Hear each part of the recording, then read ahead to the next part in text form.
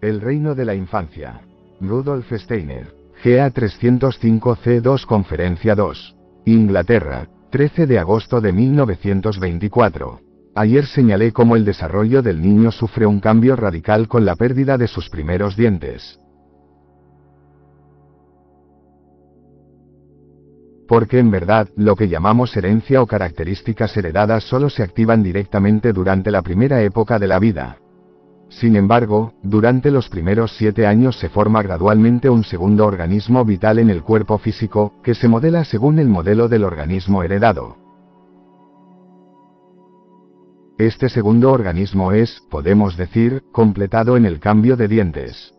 Si el individuo que desciende del mundo espiritual preterrenal es débil, entonces este segundo organismo vital es similar al heredado. Si el individuo es fuerte, entonces vemos cómo en el período comprendido entre el cambio de dientes y la pubertad, desde los 7 hasta los 14 años, se logra gradualmente una especie de victoria sobre las características heredadas. Los niños se vuelven bastante diferentes e incluso cambian en su forma corporal externa. Es especialmente interesante seguir las cualidades del alma que ahora se revelan en esta segunda época de la vida. En la primera época, antes del cambio de dientes, podemos describir al niño como un órgano de los sentidos. Deben ustedes tomar esto literalmente, órgano de los sentidos en su totalidad. Tomemos, por ejemplo, el ojo humano o el oído.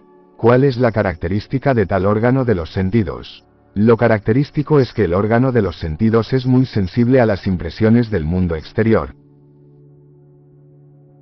Y si observan el ojo, ciertamente pueden ver qué tipo de proceso se lleva a cabo. El niño durante los primeros 7 años es realmente por completo y totalmente un ojo. Ahora consideren solo este pensamiento: en el ojo se forma una imagen invertida, de cada objeto externo. Esto es lo que la física ordinaria les enseña a todos. Lo que está afuera en el mundo se encuentra dentro del ojo como una imagen. La física se detiene aquí, pero este proceso de formación de imágenes es realmente solo el comienzo de lo que uno debería saber sobre el ojo. Es el hecho físico más externo. Pero si el físico mirara esta imagen con un sentido más fino de observación, entonces vería que determina el curso de la circulación de la sangre en la coroides. Toda la coroides está condicionada en su circulación sanguínea por la naturaleza de esta imagen dentro del ojo. Todo el ojo se ajusta de acuerdo con estas cosas. Estos son los procesos más finos que nuestra física ordinaria no tiene en cuenta. Pero el niño durante los primeros 7 años es realmente un ojo. Si algo tiene lugar en el entorno del niño, digamos, para dar un ejemplo extremo, un ataque de ira cuando alguien se enfada furiosamente, entonces el niño entero tendrá una imagen dentro de él de este arrebato de ira. El cuerpo etérico hace una imagen de eso. De esto, algo pasa a toda la circulación de la sangre y el sistema metabólico, algo que está relacionado con este arrebato de ira. Esto es así en los primeros 7 años, y de acuerdo con esto, el organismo se ajusta a sí mismo. Naturalmente, estos no son sucesos crudos, son procesos delicados. Pero si un niño crece en la proximidad de un padre enojado o un maestro de mal genio, entonces el sistema vascular, los vasos sanguíneos, seguirá la línea de la ira. Los resultados de esta tendencia implantada en los primeros años se mantendrán durante todo el resto de la vida. Estas son las cosas que más importan para el niño pequeño. Lo que ustedes le dicen, lo que le enseñan, aún no da ninguna impresión, excepto en la medida en que imita lo que ustedes dicen en su propio discurso. Pero es lo que ustedes son lo que importa. Si son buenos, esta bondad aparecerá en sus gestos, y si son malvados o de mal genio, esto también aparecerá en sus gestos. En resumen, todo lo que sean ustedes mismos pasará al niño y seguirá su camino dentro de él. Este es el punto esencial.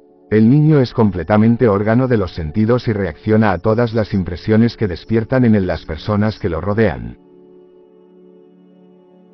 Por lo tanto, lo esencial es no imaginar que el niño puede aprender lo que es bueno o malo, que puede aprender esto o aquello, sino saber que todo lo que se hace en su presencia se transforma en su organismo infantil en espíritu, alma y cuerpo.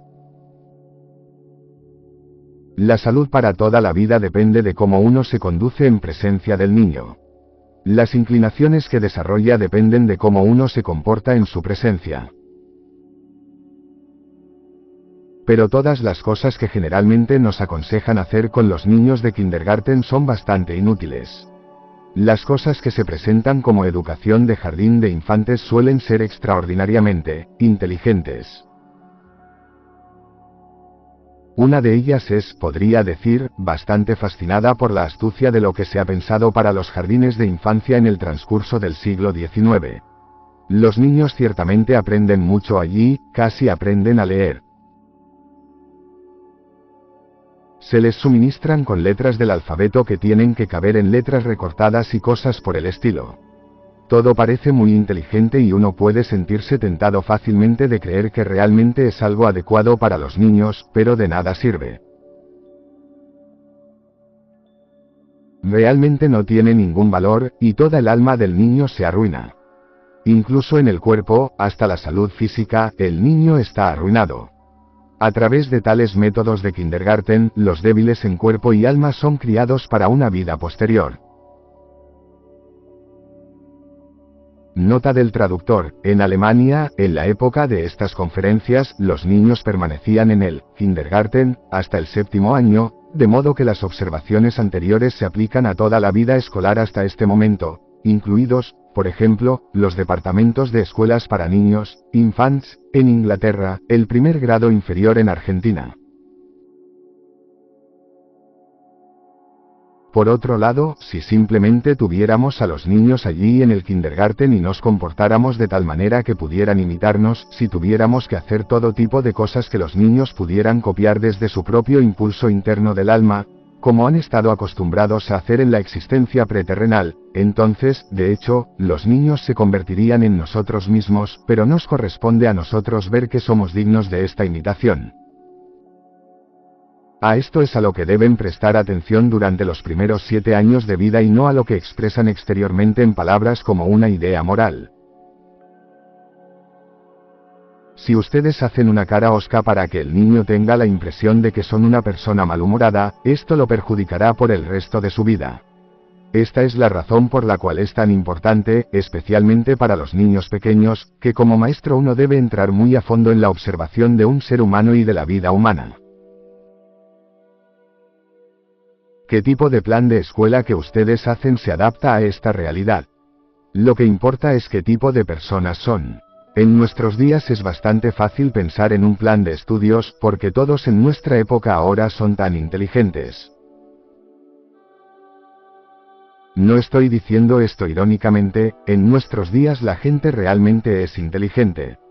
Cada vez que unas pocas personas se reúnen y deciden que esto o aquello debe hacerse en la educación, siempre surge algo inteligente. Nunca he conocido un programa educativo estúpido, ellos son siempre muy listos. Pero no se trata de tener programas de este tipo. Lo que importa es que deberíamos tener personas en la escuela que puedan trabajar de la manera que he indicado. Debemos desarrollar esta manera de pensar, ya que de ella depende una cantidad inmensa, especialmente para esa edad o época de vida del niño en la que él es realmente un órgano de los sentidos. Ahora, cuando se completa el cambio de dientes, el niño ya no es un órgano sensorial en el mismo grado que anteriormente. Esto ya disminuye entre el 3er y el 4º año, pero antes el niño tiene peculiaridades bastante especiales de las cuales generalmente no se sabe nada. Cuando ustedes comen algo dulce o agrio, lo perciben en la lengua y el paladar, pero cuando el niño toma leche, siente el sabor de la leche en todo su cuerpo porque también es un órgano con sentido del gusto. Él prueba con todo su cuerpo, hay muchas instancias notables de esto. Los niños siguen el ejemplo de los adultos y, por lo tanto, a los 15, 16 o 20 años ya están desanimados y han perdido su frescura, pero todavía hay niños que en sus primeros años son totalmente órganos de los sentidos, aunque la vida no es fácil para tales niños. Sabía yo, por ejemplo, de un niño pequeño que, al recibir algo de comer que sabía que disfrutaría, se acercaba al objeto deleitable no solo con aquellos órganos con los que uno generalmente se acerca a la comida, sino que lo dirigía con las manos y los pies. En realidad, era un órgano del gusto. Lo notable es que en su 9º o 10º año se convirtió en un espléndido euritmista y desarrolló una gran comprensión para la euritmia.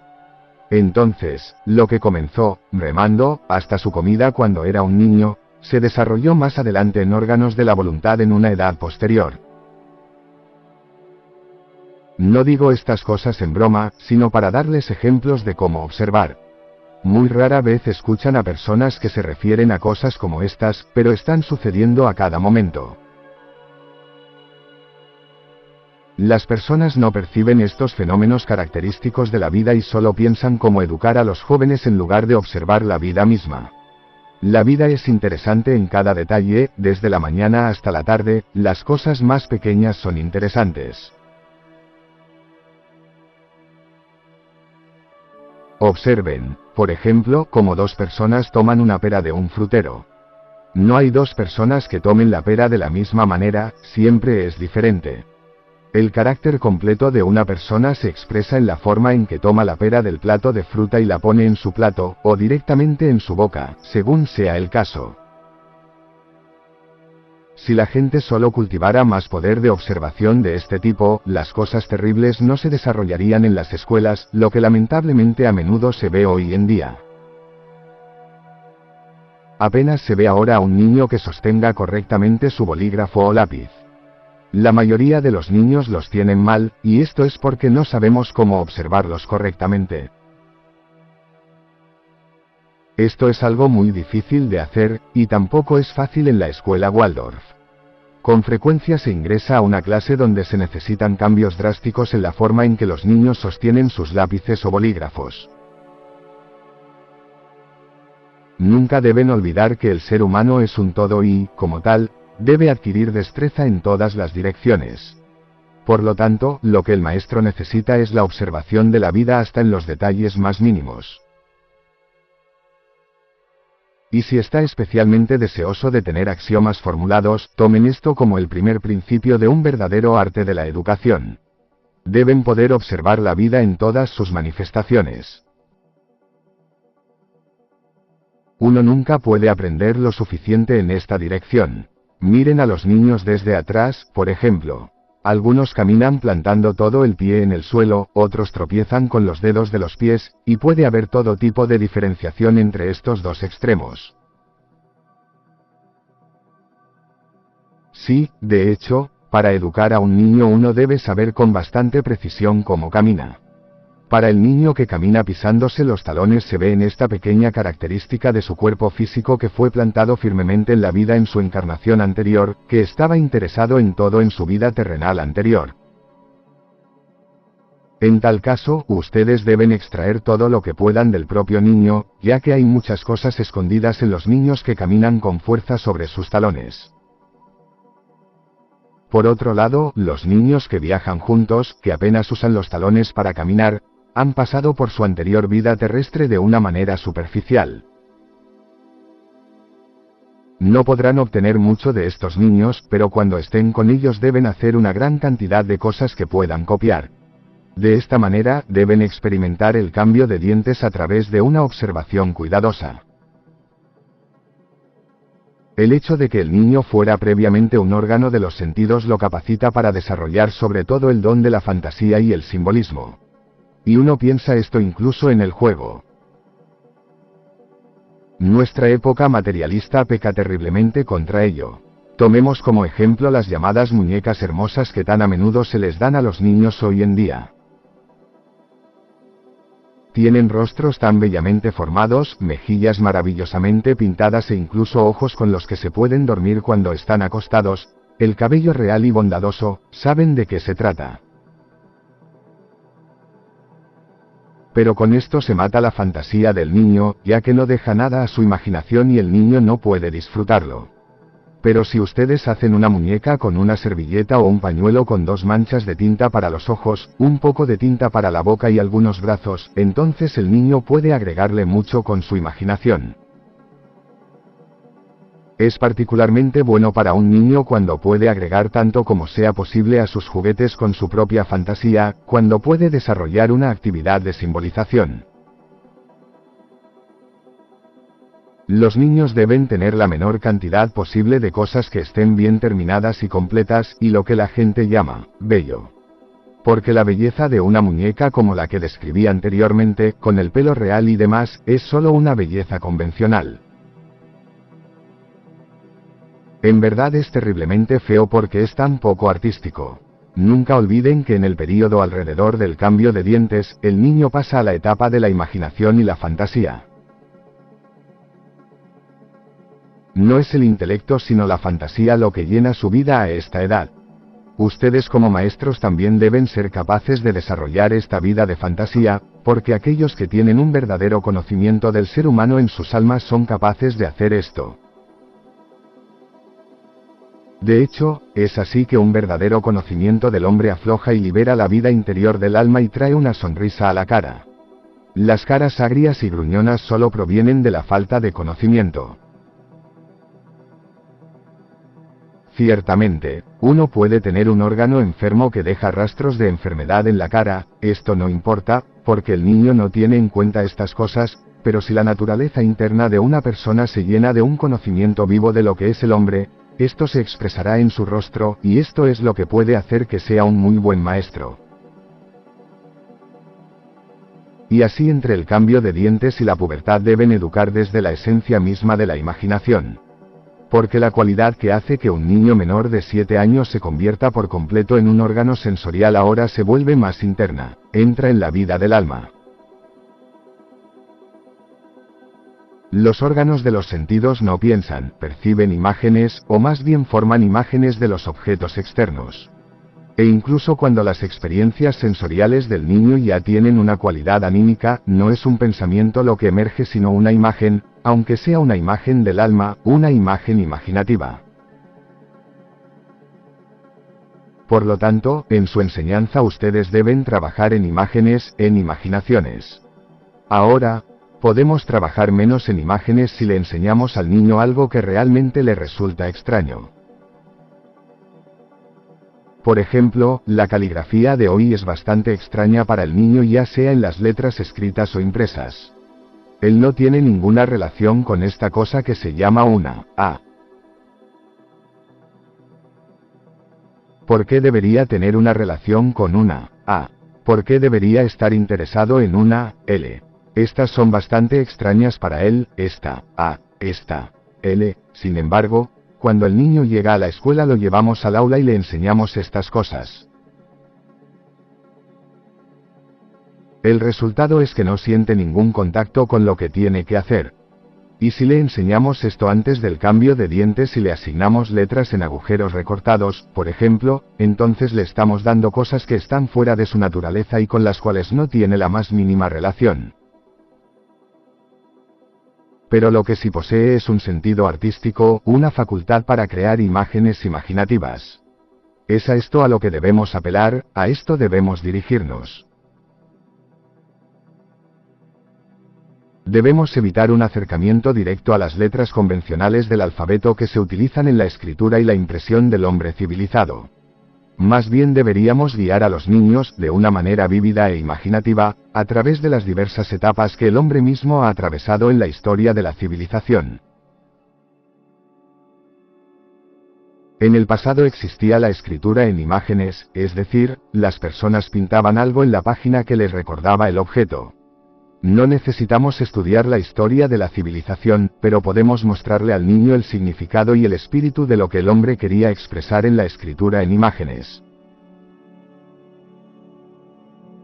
Entonces se sentirán como en casa en sus lecciones. Por ejemplo, tomemos la palabra, mund, boca, en español. Hagan ustedes que el niño dibuje una boca, o más bien que la pinte. Dejen que le ponga toques de color rojo y luego díganle que pronuncie la palabra, pueden decirle, no pronuncies la palabra completa, sino que comiences solo con M, o la B, y ahora podemos formar la M del labio superior, ver dibujo 1. Si ustedes siguen este proceso pueden sacar su M de la boca que primero pintamos.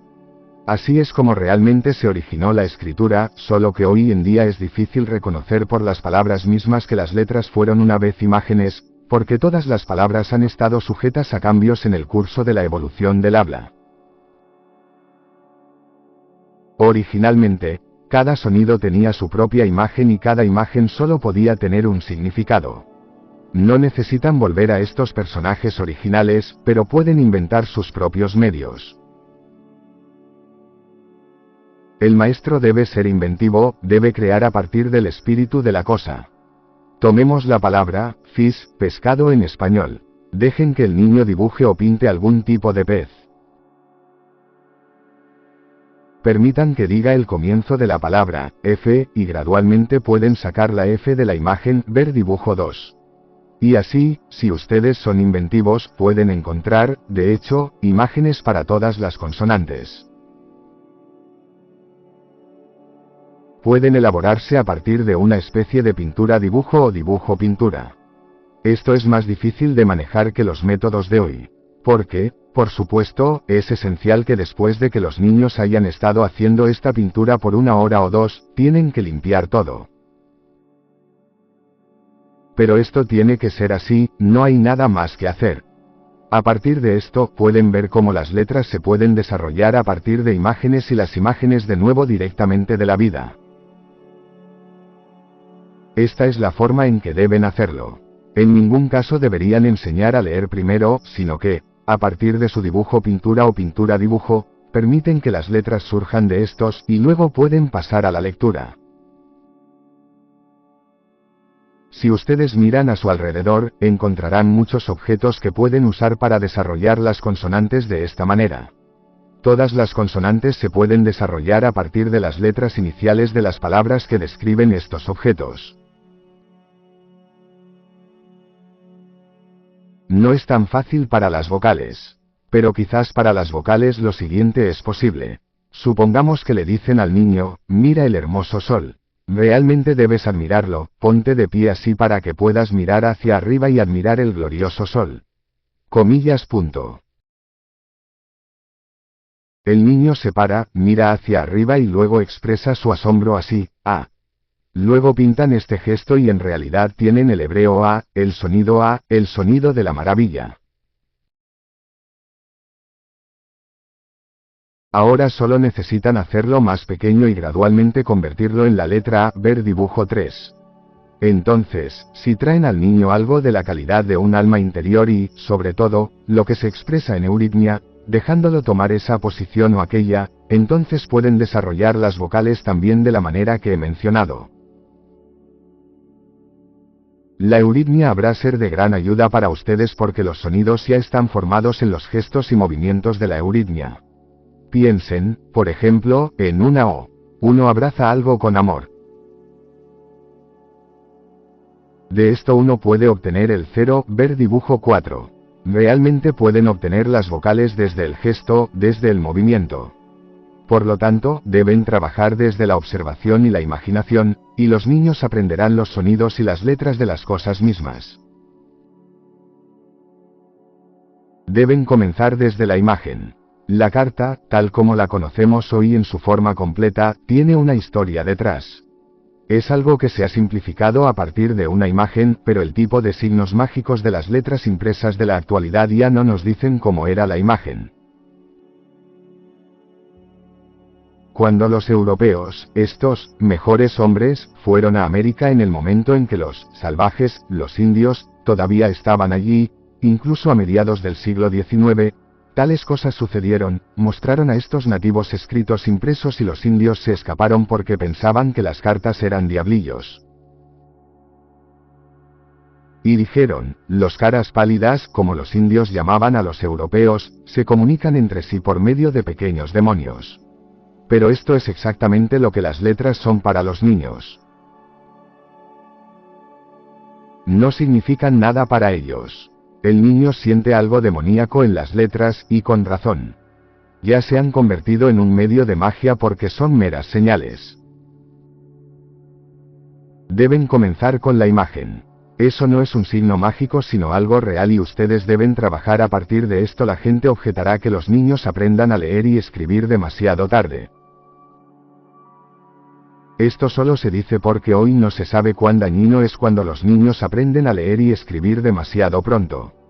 Es algo muy malo poder escribir temprano. Leer y escribir como los tenemos hoy en día no son adecuados para el ser humano hasta una edad posterior, en el 11º o 12º año, y cuanto más uno es bendecido con la incapacidad de leer y escribir bien antes de esta edad, mejor es para los últimos años de la vida. Un niño que no puede escribir correctamente a los 13 o 14 años, puedo hablar por mi propia experiencia porque no podía hacerlo a esa edad, no se ve tan obstaculizado para el desarrollo espiritual posterior como uno que temprano, a los 7 u 8 años, ya puede hacerlo, y lee y escribe perfectamente.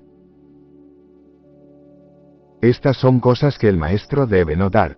Naturalmente, uno no podrá avanzar como debería hacerlo hoy porque los niños tienen que pasar de su escuela independiente a la vida pública. Pero se puede hacer mucho, sin embargo, cuando uno sabe estas cosas. Es una cuestión de conocimiento. Y su conocimiento debe mostrarles, ante todo, que es completamente incorrecto enseñar a leer antes de escribir, ya que con lo escrito, especialmente si se desarrolla a partir de la pintura, el dibujo y la pintura de los que he hablado, todo el ser humano está activo. Los dedos toman parte, la posición del cuerpo, todo el hombre está ocupado. Al leer, solo la cabeza está ocupada y todo lo que solo ocupa una parte del organismo y deja las partes restantes impasibles debe enseñarse lo más tarde posible. Lo más importante es primero poner todo el ser en movimiento, y luego en las partes individuales. Naturalmente, si desea trabajar de esta manera, no pueden esperar recibir instrucciones para todos los pequeños detalles, sino solo una indicación del camino a seguir. Por lo tanto, en este método de educación que surge de la antroposofía no se puede construir sobre otra cosa que sobre la libertad absoluta, aunque esta libertad debe incluir la fantasía creativa libre del maestro y el educador.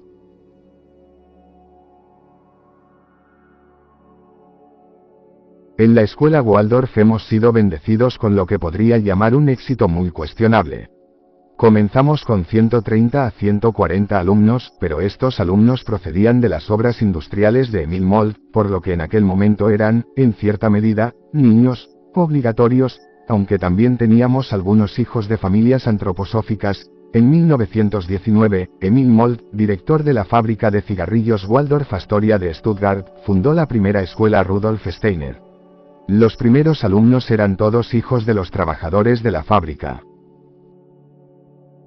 En el corto tiempo de su existencia, la escuela Waldorf ha crecido tanto que ahora tenemos más de 800 niños y entre 40 y 50 maestros. Este es un éxito dudoso porque gradualmente se vuelve imposible mantener una visión clara del todo. De los arreglos de la escuela Waldorf que describiré para ustedes, pronto verán lo difícil que es estudiar el todo, aunque luego indicaré ciertas formas de hacerlo posible. Hemos tenido que formar clases paralelas, en el caso de la quinta y la sexta hay 3 clases paralelas, A, B y C. Estas clases todavía son excesivas y tienen más niños que las otras clases de la escuela. Por lo tanto, hay un maestro en la clase A, otro en la clase B.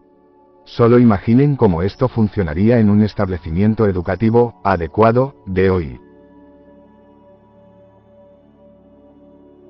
Entran en la clase 1A, donde encuentran un ejercicio educativo en particular que se considera el mejor. Ahora ingresan en la clase 1B. También podría llamarse A, solo que hay diferentes niños sentados allí, porque en ambas clases sucede exactamente lo mismo, porque se usa el método correcto. Por supuesto, todo esto está muy bien pensado, lo que es intelectual tiene un solo significado y no puede ser de otra manera. Con nosotros en la escuela Waldorf no encuentran tal cosa. Entran ustedes en la primera clase A. Allí ven a un maestro, varón o mujer, que está enseñando a escribir. El maestro deja que los niños hagan todo tipo de formas, digamos con una cuerda. Luego continúan pintando las formas y gradualmente surgen las letras. A un segundo maestro le gusta hacerlo de manera diferente. Si ingresan en la clase B, encontrarán que este maestro está dejando que los niños bailen las formas alrededor de la sala, para que puedan experimentar las formas de las letras en sus propios cuerpos. Luego el maestro transfiere estas formas también a las letras mismas. Nunca encontrarían la uniformidad de la enseñanza en las clases A, B y C. Las mismas cosas se enseñan, pero de maneras completamente diferentes, ya que una fantasía creativa libre domina la clase. No hay reglas prescritas para la enseñanza en la escuela Waldorf, sino solo un espíritu unificador que impregna el todo. Es muy importante que se den cuenta de esto. El maestro es autónomo. Dentro de este único espíritu unificador, él puede hacer completamente lo que cree correcto. Ustedes dirán, sí, pero si todos pueden hacer lo que quieran, entonces toda la escuela caerá en una condición caótica. Porque en la clase A, podría haber una bondad que sabe qué tipo de hocus pocus está sucediendo, y en la B, puede que los encuentren jugando al ajedrez. Pero eso es exactamente lo que no sucede en la escuela Waldorf, porque, aunque hay libertad en todos lados, encontrarán en cada clase el espíritu que está de acuerdo con la edad de los niños. Si ustedes leen el curso de seminario, verán que se les permite la mayor libertad, y sin embargo, la enseñanza en cada clase es lo correcto para esa edad. Justo antes de la apertura de la escuela Waldorf, en 1919, el Dr. Steiner dio 3 cursos simultáneos de conferencias para los profesores, los cuales han sido publicados bajo los títulos El estudio del hombre como base para la pedagogía, metodología y didáctica, y coloquios pedagógicos.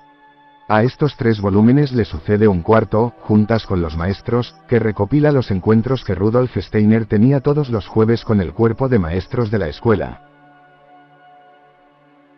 Lo extraño es que ningún maestro se ha opuesto a esto, todos ellos voluntariamente aceptan este principio de un espíritu unificador en el trabajo. Nadie se opone o quiere tener arreglos especiales para él. Por el contrario, a menudo los profesores expresan el deseo de tener tantas discusiones como sea posible en sus reuniones sobre lo que se debería hacer en las distintas clases. ¿Por qué ningún maestro se opone al plan de estudios? La escuela ha estado funcionando por varios años. ¿Por qué creen que todos los profesores aprueban el plan de estudios? No lo encuentran en absoluto irrazonable. Lo encuentran en su propia libertad excelente porque está ligado con un verdadero conocimiento humano real.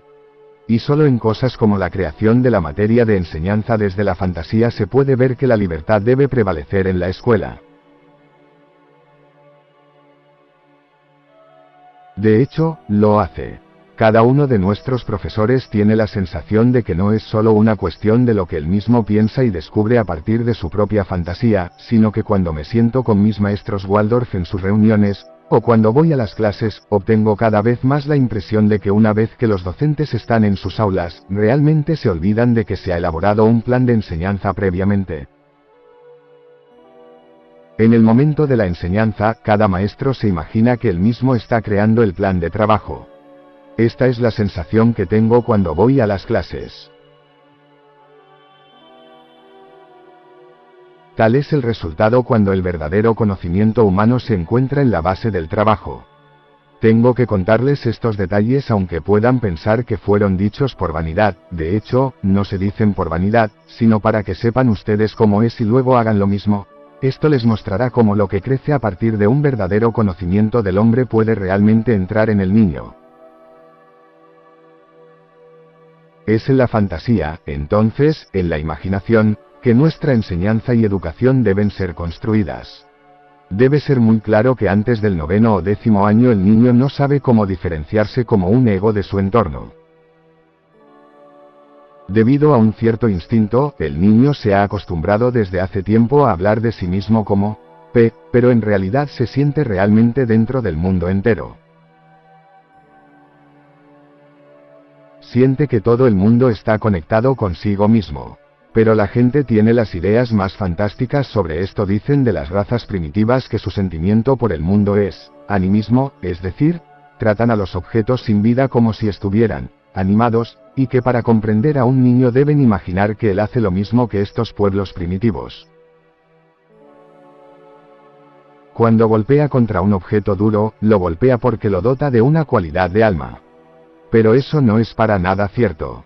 En realidad, el niño no ensalza el objeto, pues aún no distingue entre lo vivo y lo sin vida. Él considera todo como una unidad, y él mismo también como una unidad con su entorno. Hasta los 9 o 10 años, el niño no aprende realmente a distinguirse de su entorno. Esto es algo que debe tenerse en cuenta en el sentido más estricto si desean dar a su enseñanza una base adecuada. Por lo tanto, es importante hablar de todo lo que rodea al niño, las plantas, los animales y hasta las piedras, de tal manera que todas estas cosas se comuniquen entre sí, que actúen entre ellos como seres humanos, que se digan cosas entre sí, que se amen y se odien. Deben aprender a utilizar el antropomorfismo de la manera más inventiva y hablar de todas las plantas y animales como si fueran humanos. No deben exaltarlos desde una especie de teoría, sino simplemente tratarlos de la manera que un niño puede captar cuando aún no es capaz de distinguir entre los sin vida y los vivos. Hasta el momento, el niño no tiene motivos para pensar que la piedra no tiene alma, mientras que el perro tiene alma. La primera diferencia que nota es que el perro se mueve. Pero él no atribuye el movimiento al hecho de que él tiene un alma. Uno puede tratar todas las cosas que se sienten y viven como si fueran personas, pensando, sintiendo y hablando entre sí, como si fueran personas con simpatía y antipatía por el otro. Por lo tanto, todo lo que uno trae a un niño a esta edad debe darse en forma de cuentos de hadas, leyendas e historias en las que todo está dotado de sentimiento. El niño recibe la mejor base para la vida de su alma cuando de esta manera alimentamos sus cualidades instintivas de fantasía. Esto debe tenerse en cuenta. Si ustedes llenan al niño con todo tipo de enseñanza intelectual durante esta edad, y este será el caso si no transformamos en imágenes todo lo que le enseñamos, luego tendrá que sufrir los efectos en sus vasos sanguíneos y en su circulación. Debemos considerar al niño en cuerpo, alma y espíritu como una unidad absoluta. Esto debe decirse una y otra vez. Para esta tarea, el maestro debe tener un sentimiento artístico en su alma, debe ser de una disposición artística. Porque lo que funciona de maestro a hijo no es solo lo que uno piensa o lo que uno puede transmitir en ideas, sino, si puedo expresarlo así, es la cualidad imponderable en la vida. Una gran cantidad pasa de maestro a hijo inconscientemente. El maestro debe ser consciente de esto, sobre todo cuando está contando cuentos de hadas, historias o leyendas llenas de sentimientos. Muy a menudo sucede en nuestros tiempos materialistas que notamos cómo el maestro considera que lo que está diciendo es infantil. Él está diciendo algo que él mismo no cree. Y aquí la antroposofía encuentra su lugar legítimo si quiere ser la guía y líder del verdadero conocimiento del hombre. A través de la antroposofía, nos damos cuenta de que podemos expresar una cosa infinitamente más completa y más rica si la vestimos en imágenes que si la ponemos en ideas abstractas. Un niño que es naturalmente sano siente la necesidad de expresar todo en imágenes y de recibir todo en forma de imagen. Recuerden ustedes cómo Goethe aprendió a tocar el piano cuando era niño. Le mostraron cómo tenía que usar el primer dedo, el segundo dedo, y así sucesivamente, pero no le gustaba este método, y este seco y pedante maestro suyo le repugnaba. Porque el padre de Goethe era un viejo filisteo, uno de los antiguos pedantes de Frankfurt, que naturalmente también se interesó por los maestros filisteos, porque son los buenos, como todos saben. Este tipo de enseñanza era repugnante para el niño Goethe, era demasiado abstracta. Así que inventó para sí mismo el Deuterling. El niño quiere una imagen y también quiere verse a sí mismo como una imagen. Es justamente en estas cosas que vemos cómo el maestro necesita usar su fantasía, ser artístico, para luego conocer al niño con una cualidad de alma verdaderamente viviente. Y esta calidad de vida trabaja sobre el niño de una manera imponderable en el mejor sentido. A través de la antroposofía, nosotros mismos aprendemos una vez más a creer en las leyendas, los cuentos de hadas y los mitos, ya que expresan una verdad superior en imágenes imaginativas. Y luego nuestro manejo de estos cuentos de hadas, leyendas e historias míticas se llenará una vez más con una cualidad de alma. Luego, cuando hablemos con el niño, nuestras propias palabras, impregnadas como están por nuestra propia creencia en los cuentos, fluirán hacia él y llevarán la verdad con ellas. La verdad fluirá de un maestro a otro, mientras que con frecuencia es la falsedad lo que pasa entre ellos. La falsedad a la vez domina si el maestro dice, el niño es estúpido, yo soy listo, el niño cree en los cuentos de hadas, así que tengo que contárselos. Es lo correcto para él escucharlos. Cuando un maestro habla así, un elemento intelectual entra de inmediato en la relación de las historias. Pero el niño, especialmente en la edad entre el cambio de dientes y la pubertad, tiene una sensación muy sensible de si el maestro se rige por su fantasía o su intelecto. El intelecto tiene un efecto destructivo y paralizador en el niño, pero la fantasía le da vida e impulso. Es vital que hagamos nuestros propios pensamientos fundamentales. Hablaremos de ellos con mayor detalle durante los próximos días, pero hay una cosa más que me gustaría ponerles en conclusión. Algo de especial importancia le sucede al niño entre su 9º y 10º año. Hablando de una manera abstracta, podemos decir que luego aprende a diferenciarse de su entorno, se siente a sí mismo como un yo, y al entorno como algo externo que no pertenece a este yo suyo. Pero esta es una forma abstracta de expresarlo. La realidad es esta, hablando por supuesto en un sentido general, el niño de esta edad se acerca a su amado maestro, sea varón o mujer, con algún problema o dificultad. En la mayoría de los casos, él no hablará de lo que está cargando su alma, sino que dirá algo diferente. Sin embargo, uno tiene que saber que esto realmente proviene de las profundidades más interiores de su alma, y el maestro debe entonces encontrar el enfoque correcto, la respuesta correcta.